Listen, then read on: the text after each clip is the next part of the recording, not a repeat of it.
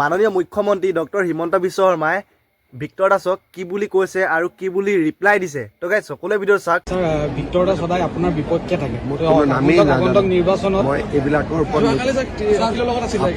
মই অখিল গগৈৰ লগত বহুত মানুহ থাকে। যদি মই অখিল গগৈৰ লগত কোন থাকে চাই থাকোঁ তেতিয়াহ'লে দেশৰ কামবিলাক কোনে কৰিব? আপুনি কি বুলি কৈছে? আপুনি ভিক্টৰ দাসক নাজানো বুলি কৈছে, চিনি নাপাওঁ বুলি কৈছে।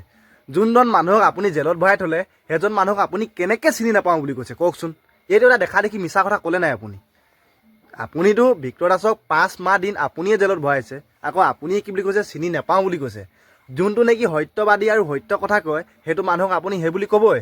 যেনেকৈ জুবিন দাই সত্য আৰু সত্যবাদী কথা কৈছিলে, সেইটো কাৰণে জুবিন দাৰ লগত এইটো হ'ল। এতিয়া ভিক্টৰ দাসক আপুনি চিনি নাপাওঁ বুলি কৈছে, বা ভিক্টৰ দাসৰ লগত কি হ'ব সেইটো কেনেকৈ জানিব? আৰু আপুনি কৈছে কি অখিল গগৈৰ লগত বহুত মানুহ থাকে। অখিল গগৈ স্পষ্টভাৱে গৈ পিনে তাত ভিডিঅ' বনাইছে আকৌ ভিক্টৰ দাসৰ লগত। সেইটো বাৰু আপুনি নাজানেনে? সেইটো ভিডিঅ' আপুনি দেখিছেই আৰু আপুনি গমে পায় ভিক্টৰ দাস কোন, ভিক্টৰ দাস কাৰ খাতিৰত জেলত গৈছিলে, কি কাৰণে গৈছিলে আৰু কি কাৰণে আপুনি ভৰাইছিলে।